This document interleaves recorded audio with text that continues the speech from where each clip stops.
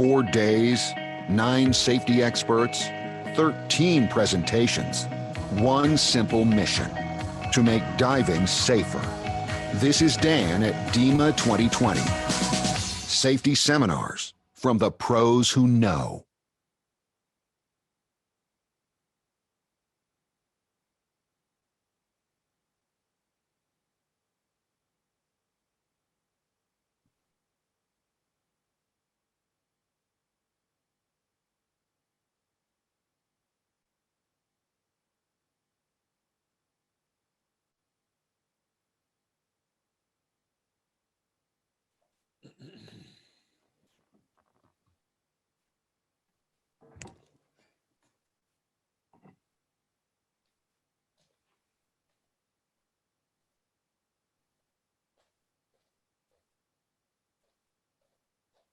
Good afternoon, everyone, and welcome to day 2 of Dan's DEMA 2020 talks. We are thrilled to be coming to you in this unusual format. As much as we'd like to see you all face to face, I guess that'll have to wait until next year. But for now, we are coming to you live via the power of the interwebs. My name is Brian Harper. I'm the Communications Director at Dan. Thank you so much for joining us this afternoon. Go ahead and post in the chat. Tell us where you are tuning in from. Each session will be followed by a Q&A. And so as questions occur to you, as you watch the presentations, go ahead and drop those in the chat. You can post them for everyone to see if you don't mind asking publicly, or you can send them directly to me, Brian Harper, and I will ensure that I pitch them to the presenter at the end of their talk. Please do avoid sending your questions to the Divers Alert Network Zoom account. That chat is not being monitored. But with all that being said, let's jump into this presentation. It is my pleasure to introduce Dr. Petar Denoble. Petar is the Vice President of Research here at Dan. He has been with Dan for 28 years, where he has led the organization's diving injury and fatality monitoring program. Among his research is Project Dive Exploration, the world's largest study of dive exposures and outcomes using personal dive computers. And so to present this afternoon on freediving and breath hold fatalities, Petar Denoble. Good afternoon. I will talk today about snorkeling and breath hold diving fatalities. And first, let's clarify some of these terms. What's the snorkeling and what's the breath hold diving? Well, when we talk about snorkeling, it's mainly activities from the surface when swimmers equipped with this mask and snorkel observe what's going on underwater. When we talk about breath hold diving, then it's mainly activities underwater, either at the bottom of the sea floor or in the depth. And from the operational points, this has been divided into skin diving, as many agencies call this activity, where divers dive up to 30 feet, and free diving, or that's mainly competitive diving of highly trained and fit athletes. Skin diving may include harvesting of seafood, spearfishing, shark tooth collection, shellfish collection, diving for photography, and so on. We do talk about these three things differently because of different problems that are there. And snorkeling that some of you may not consider breath hold diving, still sometimes involves diving under the surface, and thus it's very difficult to distinguish what happened to snorkelers, whether he got injured while diving underwater or just by being at the surface. So as the next step, we will try to consider what are the differences in the exposure, and with it, what are different injuries, possible injuries that come with it. So in immersion, that's common to all breath hold divers and snorkelers, we have a risk of sudden cardiac death immersion pulmonary edema, and we have some equipment-related issues, mainly related to masks and snorkel. And then we have also sea and weather conditions that may cause some injuries, or various marine sea creatures that can injure swimmers and divers. When it comes to skin diving, then we have to take into consideration risks of prolonged apnea that can cause shallow water blackout, which is the main cause of fatalities in spear fishermen and other skin divers. And also samba, that's one of the hypoxic manifestation in a static apnea. Then with extreme depth, we have possibilities of squeeze injuries of lung, sinuses, among others. This we can see not only in extreme diving, but also in spear fishermen. And then with repetitive deep diving, divers run risk of hypoxic brain injury and decompression sickness, which are not so easy to distinguish, and maybe their earliest, what they were described was Taravana in Tuamotu divers in early 60s by Cross. Of course, to get very deep and stay very long, divers have to practice some maneuvers that may be dangerous, like lung packing and sinus flooding. That may cause injury also. So there is so many things that could happen to divers that it would be difficult to cover it all in one talk. So I make some choices here, and this is what are my criteria for choice of topics. First, what is the relative significance of the problem? Second, is there awareness or lack of awareness of the problem? And then preventability of it. So I will talk about fatality rates first to address the relative significance of the problem. And I will try to outline differences between snorkeling and breath hold fatalities. And then I will address some of the most common causes of fatalities in snorkeling and breath hold diving. That is sudden cardiac death, immersion pulmonary edema, mask and snorkel issues, shallow water blackout, and decompression sickness in free diving, which is not definitely, which is rarely fatal and rare, but it always, there is always a lot of interest for that. And at the end, we'll provide few tips for improving safety in snorkeling and breath hold diving. So let's first talk about fatality rates. That tells us how big the problem is. We have to base that on the data, and data at hand are done database for 2009 to 2018, public health data from California for period of 2005 to 2014, and Australia data 1994, 2013 that have been published by John Lipman.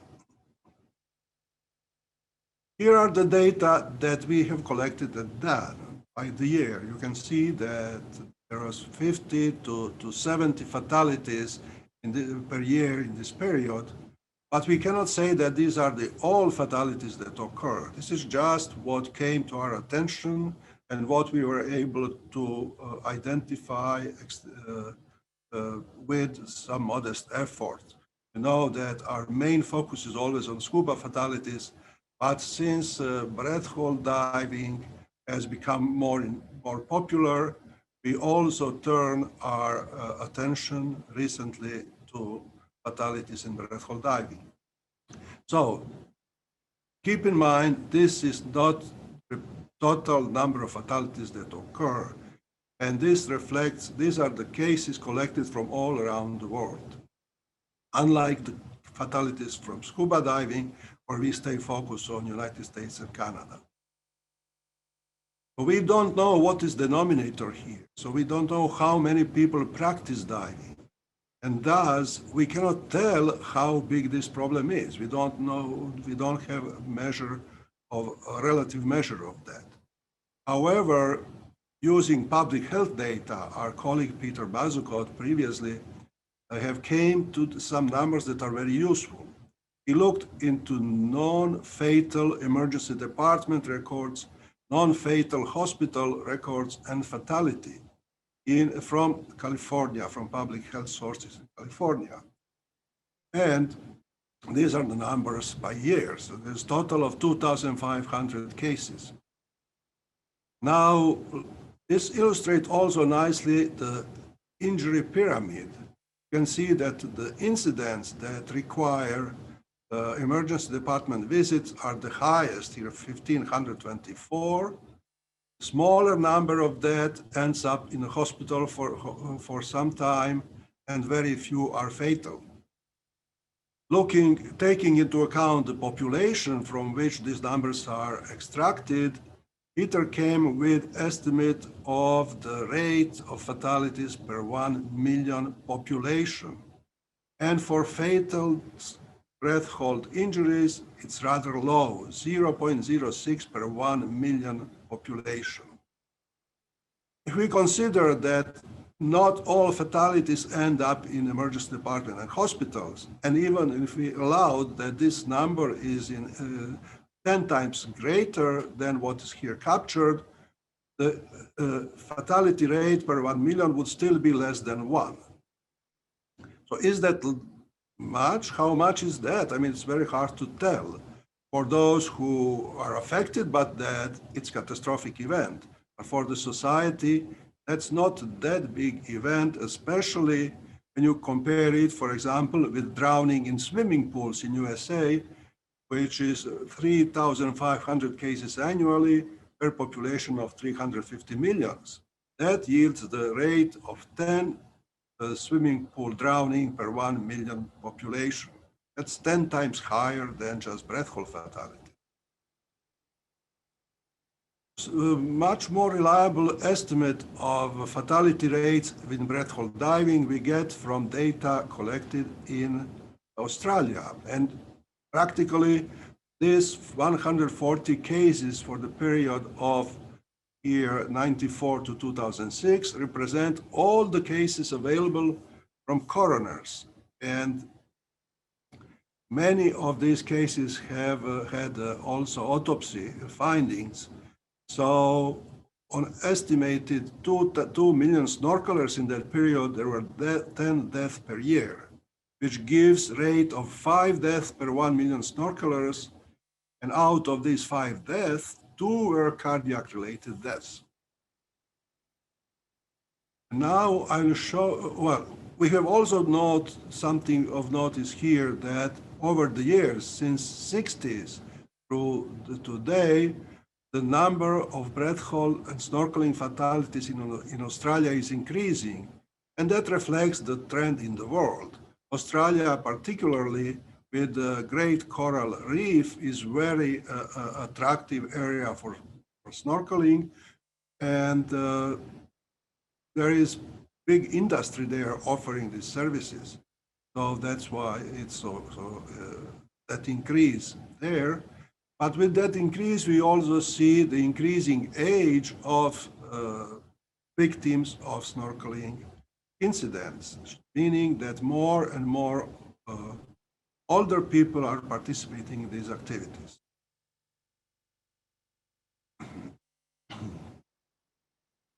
Another similar activity that is worth of looking into is US triathlon. That involves, as you know, the running, biking, and swimming in the water. And in the period of 1985 to 2016, there was about 4,776,000 participants and 135 sudden deaths. So this sudden deaths includes not only deaths, but also those with cardiac arrest that were resuscitated or attempted to resuscitate. Now we are looking into incidents here because we have hard numbers. So overall incidence of death of cardiac arrest per 100,000 here is 1.74, and that yields per 1 million 17 cases per 1 million. We can also see that how the rates differ between men and women. More men have higher fatality rates than women triathlon athletes. And then men over 60 years and older, their rate is far more exceeds the rate of the average participants in a triathlon. Also, what's important to notice here that 40% of these victims were first-time participants, and 44 had clinically relevant cardiovascular abnormalities.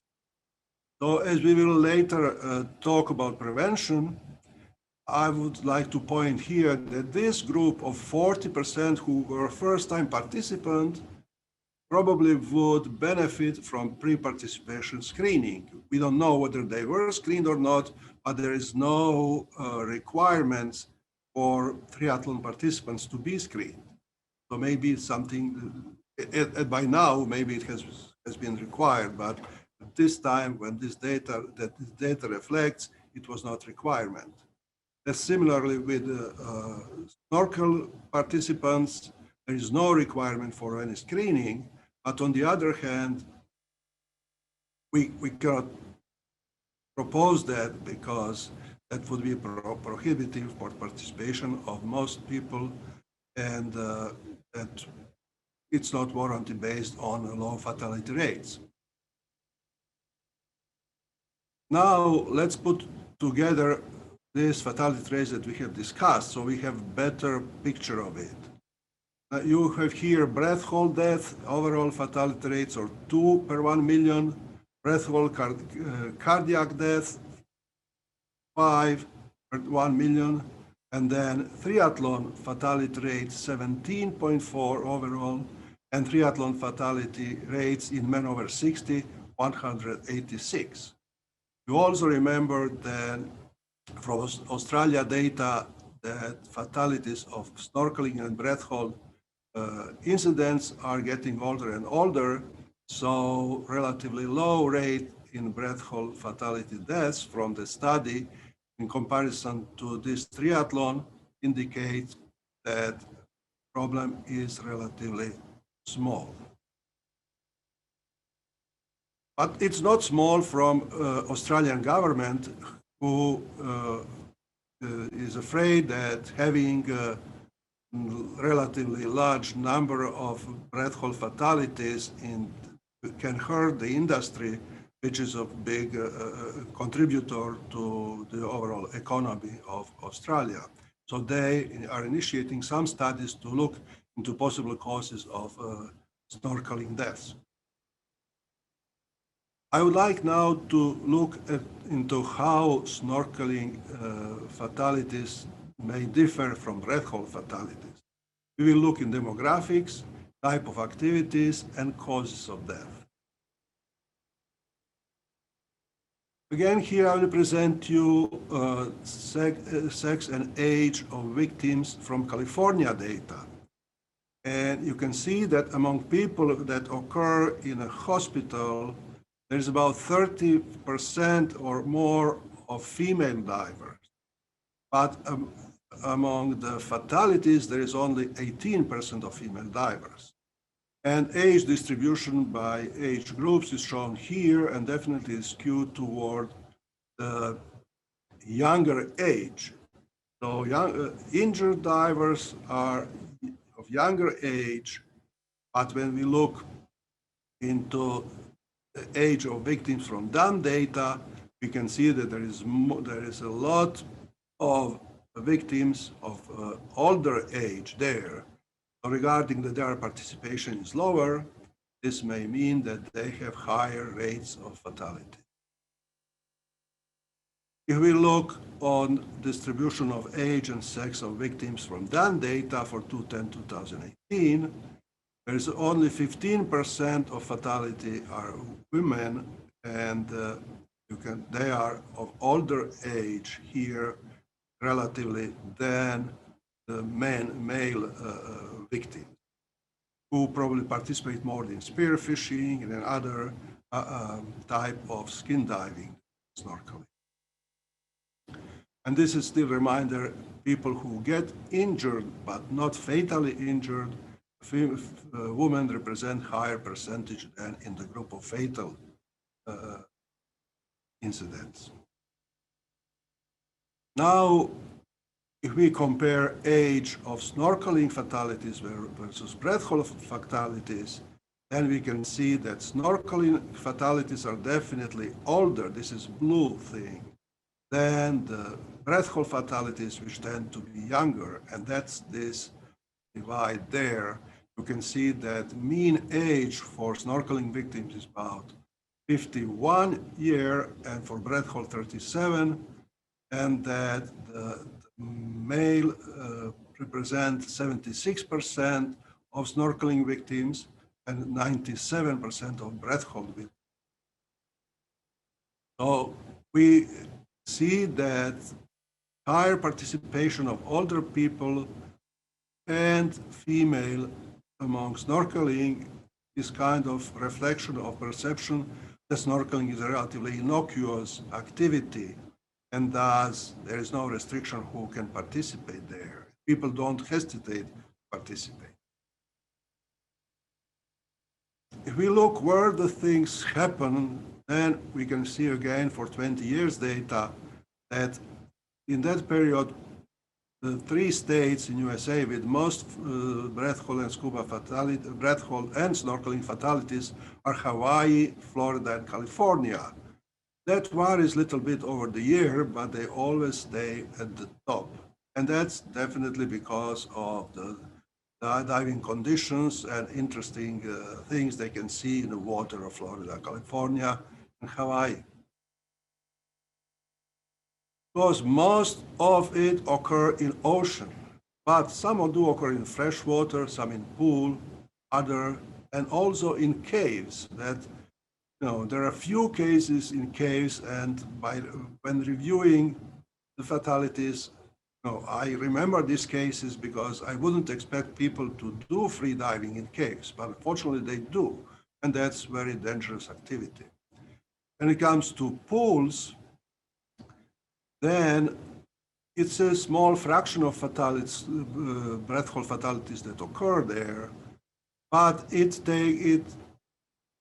is a lot of attention to that. So in 2015, US swimming pools have banned long breath holding in their pools, and that was based on several cases that occur, but have a high visibility. Looking through the data for 13 years, for 33 years practically, in New York State, there was only 4 people who died in the pool because of practicing breath hold there. That doesn't mean that there was no other who died, but this pertains to highly trained people who used swimming pools for trainings. Unfortunately, they were banned based on this relatively small number of fatalities. Similarly, in Australia, there were in 13 years, there were 12 people who died from snorkeling and breath hold diving, and there were autopsy findings available for them. Among these 12, 4 had pre-existing medical conditions, predominantly cardiac, and 3 had blood alcohol levels exceeding 0.05 gram, meaning that were intoxicated to some level that contributed to their death there. So altogether, but breath hold fatalities are not so big problem, but they have a high visibility and they draw attention of the public, which results sometimes in some decisions that can hurt the activities as such. Looking at then data for this 10-year period, Most of that occurred while snorkeling. Free diving is practically the smallest number generated, the smallest number of fatalities, and practically never or very rarely during the formal competition and training. Free divers who practice alone are more often victims than divers who practice in an organized environment. Collecting and spearfishing is also a source of large number of breath hold fatalities, and no wonder that people, the way how people do spearfishing and collecting, that pushes them over the limit, and they end up either most of the time as blackout victims, or sometimes they get entangled or hurt, injured from other causes. But snorkeling is the largest source of breath hold and snorkeling fatalities. So now we would like to look at what are the most common causes of fatalities. You may know that we published papers on analysis of scuba fatalities, where we are looking in disabling injuries, disabling agents or mechanisms, and on triggers. Because just the cause of death in the water environment doesn't tell us much. Water erases the traces, and everything looks like drowning. So it takes some effort to identify disabling injuries, agents, and triggers.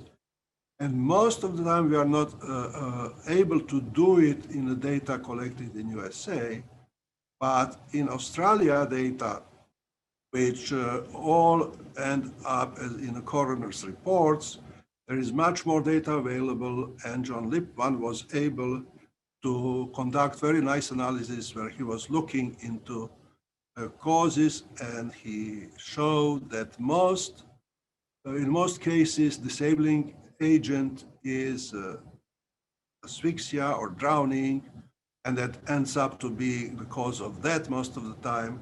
But also cardiac causes have a very large contributor to the causes of fatalities. Practically, asphyxia and cardiac causes are leading causes of death in breath hold and snorkeling diving. Of course, there is trauma there. Imagine struck by boat. You can see in the newspaper, not that often, but when you see that, it sticks with you because it's something that's memorable.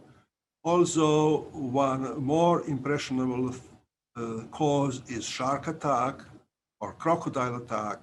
And we see that most of the time is involving fishermen or scallops harvester, but sometimes also surface swimmer or snorkelers.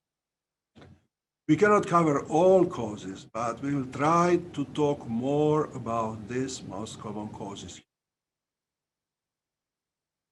From the same study from Australia, it comes this analysis of triggers. And you could classify triggers in various ways, but this is quite revealing, and that's why I'm showing it to you. Here, 56% was environment related, related to conditions, to sea waves, to currents, then to immersion effects, and also to marine animal and boat contact. 27 or 17% unknown, and in 13 cases, it was due to extended apnea, and that occurred in spearfishing or practicing in pool or ocean, and the outcome was the blackout, shallow water blackout. What is surprising here that in 10% of cases, water aspiration was suspected as a primary disabling injury. And that's especially important for snorkeler divers who are not skilled, who do not have much training or any training at all, and flooding snorkel or getting snorkel underwater can cause sudden aspiration of water, choking, and it may distress swimmer in such measure that he just drowned. We have also about 8% related to exertion. It's not just condition related, it's the other part, but swimming or doing some heavy work there, like carrying equipment and catches, and also surface swim. Anxiety, some primary errors like entanglement, and some equipment-related issues. I would come later back again to this environment-related that hides these cardiac issues, and also to this blackout and water aspiration. So, all this here, sudden cardiac death, immersion pulmonary edema, equipment-related issues like snorkel and masks, and sea and weather conditions that affect all type of snorkel and breathhold diving doesn't necessarily require underwater diving to be affected by that. There are several causes of sudden cardiac death or sudden death due to cardiac issues. The most common is sudden cardiac arrest. That means that heart suddenly stops beating because of loss of rhythm, or because of such a erratic rhythm that pumping action of heart is lost. And it cannot be survived for a long time. People just drown in such cases. If they are in the water, if they are in the public, they may be rescued by bystanders who can start to provide artificial respiration and external heart massage. Another thing, acute coronary syndrome means ischemic heart attack, where the heart arteries are blocked or in spasm and they don't supply enough blood to heart muscles. This is difficult also to prove, but sometimes you can see old heart attack, the signs of previous heart attack, as well as some complication of recent heart attack. Condition that people are talking, scientists are talking in recent years is stress cardiomyopathy, including Takotsubo cardiomyopathy, which can occur suddenly in brief period, and it means practically that heart is losing its functionality because of stress and all hormones that affect heart in such situation. This can be related. This can precede immersion pulmonary edema, or it can be part of immersion pulmonary edema and other conditions. So, how big is the problem of sudden cardiac arrest? We can look at out-of-hospital cardiac arrest data, which are readily available.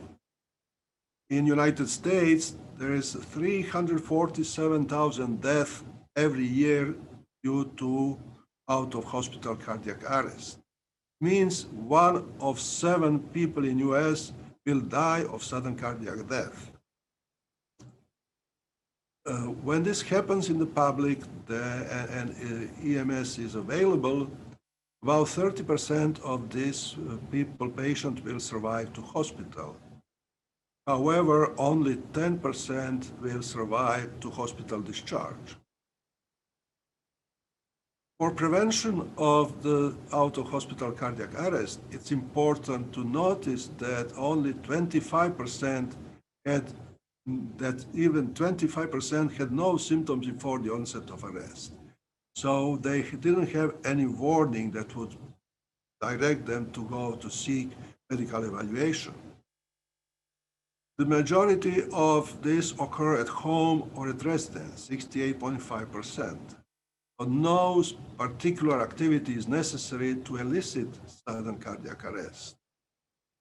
Which means that some of the cardiac arrest in scuba divers, in breath hold divers and snorkelers may be just circumstantial, that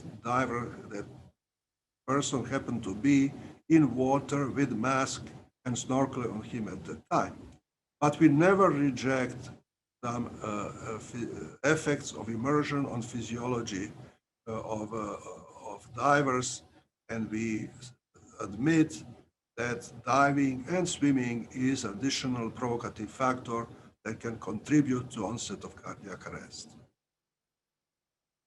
Well, we are also talking about automated external defibrillators and whether they should be available on every boat and every practically beach. But we have to remind us that only 1 in 5 cases may have shockable rhythm. It means if you are in complete arrest, there is no rhythm, automated external defibrillator cannot achieve any difference. If heart is in an erratic rhythm, then AED can revert that erratic rhythm in a normal rhythm. So this all tells that is relatively little that we can do, and about not this big problem for society, but about that relatively big problem for the snorkeling and diving industry, but relatively small public health problem. Well, when we are looking still, could we identify people who could be, for whom the diving and swimming would be a provocative factor that can cause death? And in 2018, among the few dozens of breath hold fatalities, there were maybe a dozen with autopsy reports. And out of the dozen, in 6 cases, there was report of cardiomegaly, means enlarged heart, with heart weights up to 450 up to 590 grams, which exceeds the average heart rate. And this doesn't mean that heart rate is stronger. Most often it means that the heart doesn't function properly, and also because of the enlarged mass of the heart, with the same wiring of the heart, which doesn't decrease proportionally, the chances of dysrhythmia and especially malignant dysrhythmias are higher.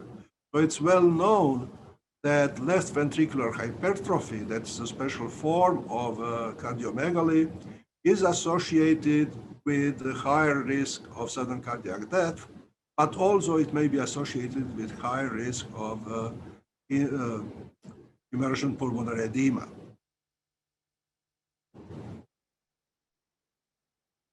So when we mention immersion pulmonary edema, by now, I hope that most people who are involved with swimming and diving are aware of what it is.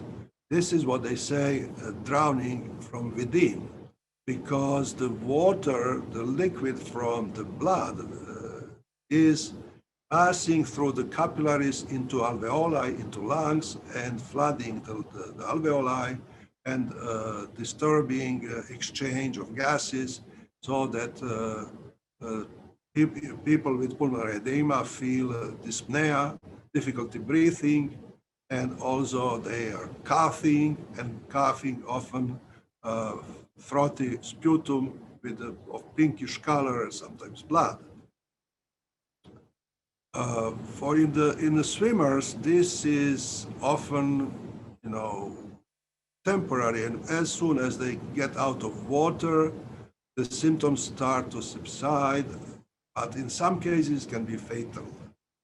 What is important is that this may be recurrent, and repeated bouts of it may be fatal. So it's important to be aware that any symptoms that involve difficulty breathing, coughing, and pink and frothy sputum, regardless of its intensity, should prompt diver to seek professional medical evaluation, not just to talk to another diver. Yes, talk to your colleagues, but also seek full medical examination, because there may be some factors there that are predisposing you to immersion pulmonary edema, And these may be, of course, physical exertion that's in young athletes, but arterial hypertension, older age, female gender, heart and lung diseases, cold water, overhydration, and use of NSAIDs. As I said, not only older divers and swimmers and female genders, but that affects also young divers and a lot of young military recruits, and as well as triathlon swimmers who are athletes and healthy. So we know some predisposing factors, but it's important to remember that physical exertion, cold water, overhydration can induce immersion pulmonary edema without other present factors. So incidence and prevalence, well, people admitted for treatment in swimmers, triathlon, and military is about 0.5% of participants. But if you actively screen for symptoms in these athletes and military during the training, you can discover it mild symptoms to severe symptoms in 1 to 30% of participants. Well, on the other hand, if we look at prevalence of having experienced immersion pulmonary edema, that is done with various surveys, we see that it is around 1% or more. In divers, it's not known how often that occurs and what is the incidence, because most likely it's underreported. But in some paper, we know that this retrospective study showed that of 42 scuba and snorkelers' deaths, 4 were related to swimmers' immersion pulmonary edema. Another collection of cases of IPE was published by Edmonds from Oceania for the period of 2002 to 2018. They were looking only for cases with proven diagnosis by pathologists and physician, and they have found 31 cases of IPE, 9 of which ended fatal. So it doesn't look like a lot, but based on what we see in triathlon and military swimmer, we can be sure that it's underreported, and we have to be alert of that. Since we started more talking about that and publishing, and more papers was published, we see more and more reports of immersion pulmonary edema. This is one case that's typical. It was 59 years old woman. She was practically healthy, but she experienced these symptoms while coughing and blood-tinged sputum and shortness of breath while she was snorkeling. She didn't have any other associated symptoms like chest pain, palpitation, dizziness, syncope, headache, or vomiting. So it was clearly, it was not likely cardiac origin, except that she had this immersion pulmonary edema. She didn't have any such symptoms in the past, and he recovered well once she was treated in the hospital. But there are other cases that don't respond that well to treatment. Well, we look a little bit on snorkel as a basic equipment and what are the dangers of snorkel, how that can affect the diver. For most trained divers, the snorkel is a good tool that they master and they don't think much about that. But for the beginner diver, water aspiration can be dramatic, can cause choking, laryngospasm, and drowning. And I would remind you to these statistics from Australia that pointed about 10% of fatal cases caused by aspiration. So that may be something that we are overlooking with increasing number of participants in snorkeling. That may become more significant, and we have to pay attention to that. Full face masks have begun another way of of snorkeling, and a good full face mask seems to solve some of the issues of mastering snorkel and simple mask. But the concerns with full face masks are, in the first place, carbon dioxide because of increased dead space and because of the flow of the gas through the masks. If it's not perfectly one-way flow with a good oronasal sealing that separates the nose and mouth from the majority, larger space of the mask, then the CO2 can accumulate. Also, because of the narrow spaces and longer path for the gas through the mask, breathing resistance may be significant. If you look at the best mask on the market, you will still find the note of the manufacturer that tells you this is not for swimming, this is just for, this is not for competitive swimming or for fast swimming on at the surface. This is for leisurely floating on the surface. And also this is not for diving under the water. However, when you see the pictures marketing the full face mask, they are mostly pictured divers underwater. That's not recommended use of the mask. So in assessing the full face snorkel mask's safety, we have to pay attention to some issues, and Dan has started this collaborative study with Duke to answer some of these questions. First, physiological problems. How much CO2 builds up? Does it alter the normal breathing pattern? Then what is the design, and does the air flow in one way, and what is the oronasal dead volume? How mechanical failures can affect that, and can a beginner remove mask fast enough to avoid drowning if the mask gets flooded?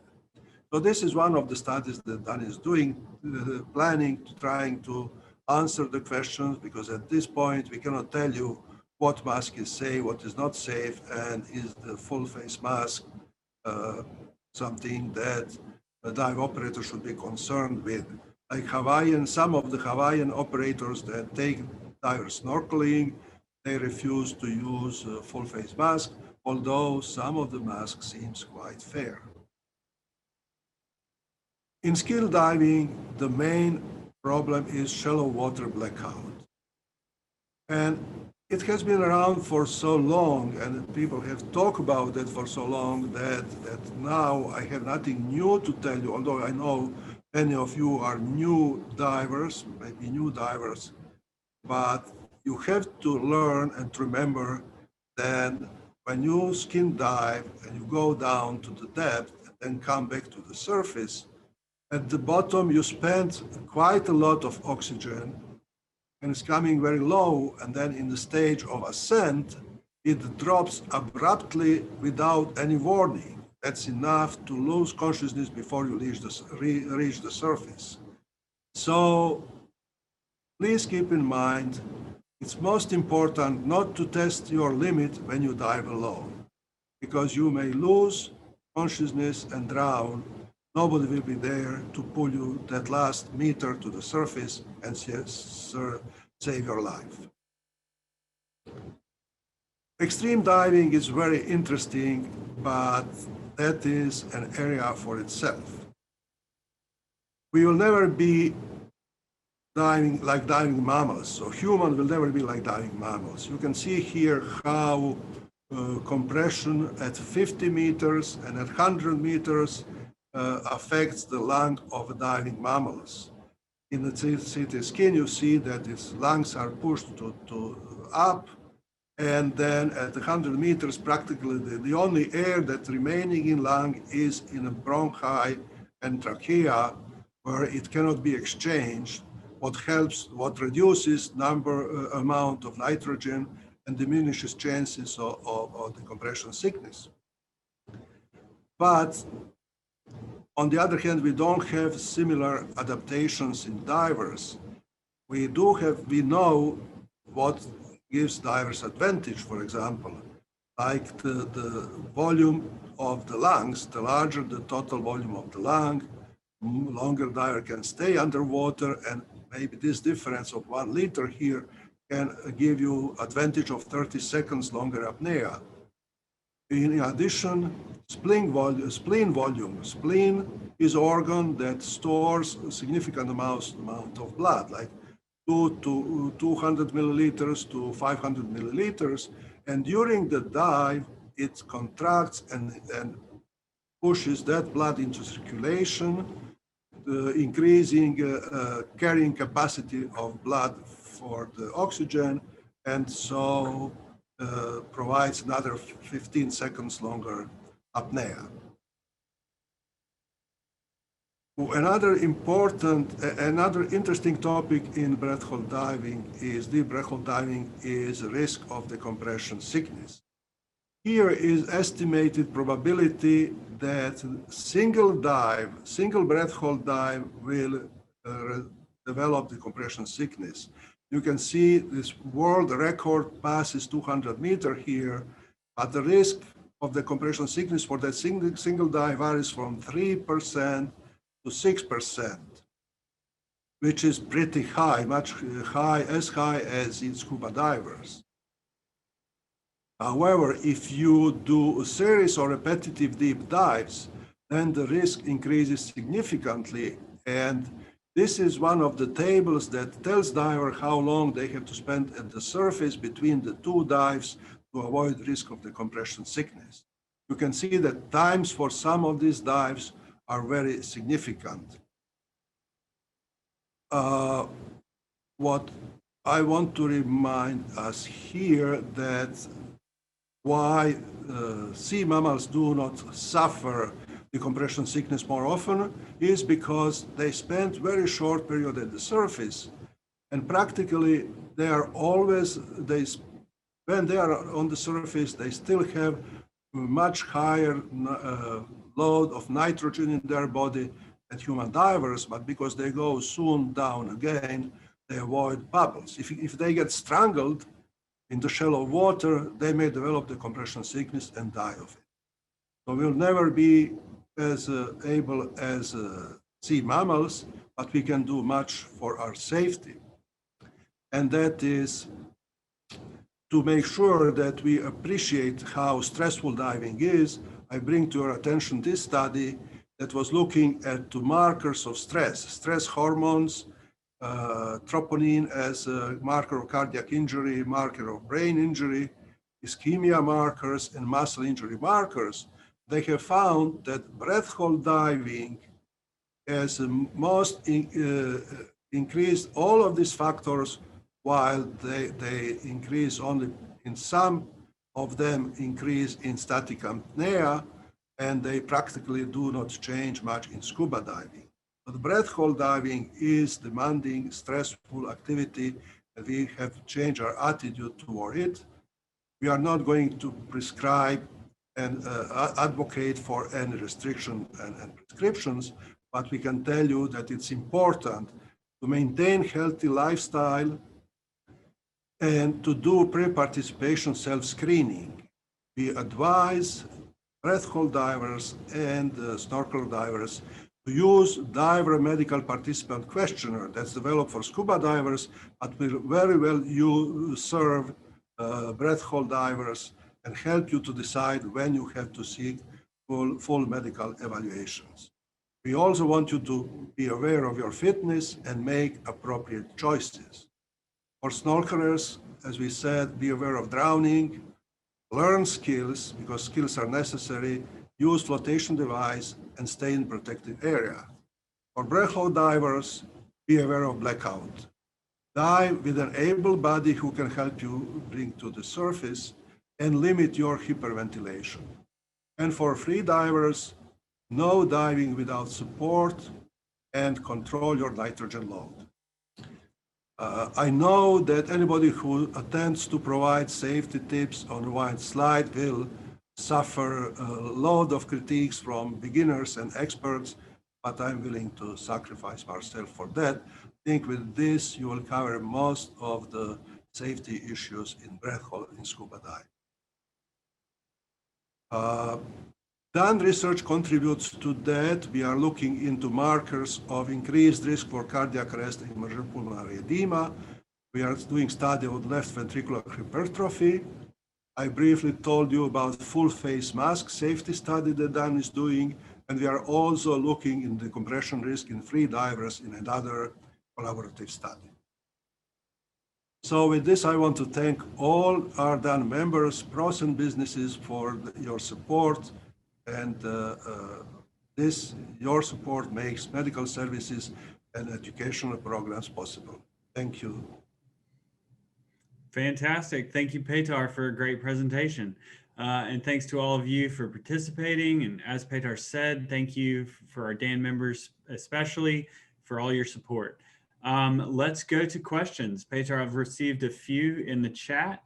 This would be a great time if anyone has any more, go ahead and post those below. And I do think you addressed this one already. What are your thoughts on the full face snorkel masks? That was asked early on. You covered it a bit later. Anything to add there? Well, as I said, full face snorkel mask may be good, but design is crucial, and without looking into that in the serious studies, I couldn't tell much more. The concerns are obvious, and the answers, we want to be very specific once we have the results of our study. Perfect. Okay, next question. Did they define the term long breath holding in your stats? And does that impact the testing of the 25-yard underwater swim test that some use as part of a swim test or a swim fitness evaluation? No, that's a good point. Yes, that could be used for in definition of long apnea, long swim, but in the data that we have, that was not used. Okay, and actually, in the question, the person who asked that question got a little more specific and said, regarding the 25-yard swim, is there a concern of blackout during the conducting that particular test? Well, in some individual, it could be blackouts, of course, but in well prepared people, it couldn't be. I don't suggest doing 25-yard underwater swim as a practice without supervision, because yes, that could cause in some people blackout. Got it. So it seems like that dedicated one-on-one supervision is probably the key to a practice such as that. Absolutely. Okay. Great. Next question. And this person says, maybe this one's a little off topic, but if you have suffered DCS from scuba, are you more susceptible to suffering DCS in the future? It's hard to tell. We have very few cases of DCS among breath hold divers, and mainly they could be explained in a context of the load of inert gas. In scuba divers, with many more cases of DCS at relatively innocuous dives, we know that individual factors such as presence of patent foramen ovale or some others that we are not aware of may play a role and turn an innocuous dive into DCS. However, we have not seen that yet in deep breath hold diving. All right. Let's see. Is Dan going to prepare a risk guide or a guide of best practices specifically for snorkeling and or breath hold diving? I think Dan talked about that in many instances, but that's a good idea, and we'll definitely discuss it and try to provide concise guide for snorkeling and breath hold diving. All right, that great. may be missing in our arsenal. All right, fantastic. Well, that's our Vice President of Research saying it's a good idea. And so it sounds like that's a job for me and my colleagues in marketing and communications to make that happen. So thank you for that suggestion. Another question for you, Petar. For the onset of pulmonary edema to take place while snorkeling, is there an average time frame or workload for that to take place, or is there data? Oh, it will be hard to tell. We know, well, I've seen personally onset of immersion pulmonary edema in a middle-aged lady.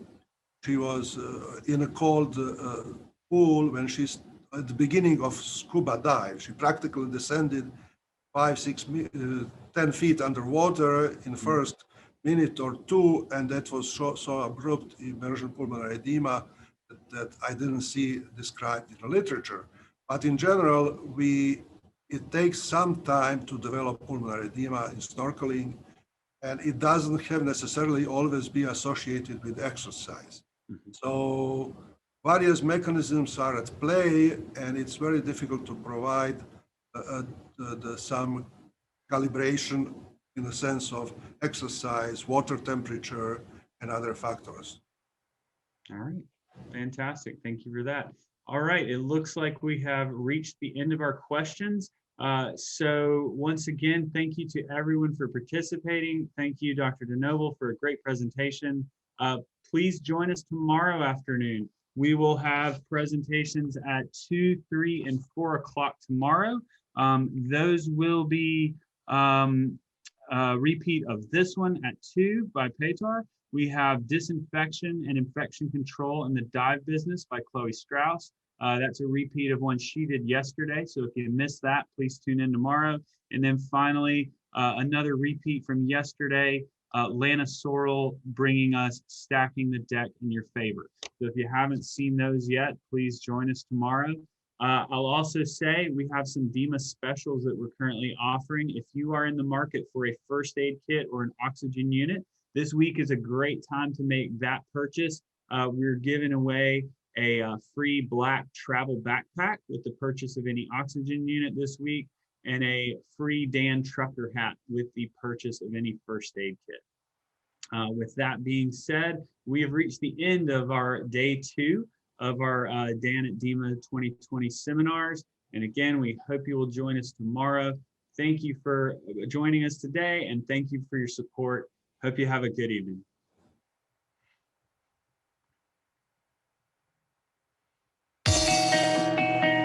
Four days, 9 safety experts, 13 presentations, one simple mission: to make diving safer.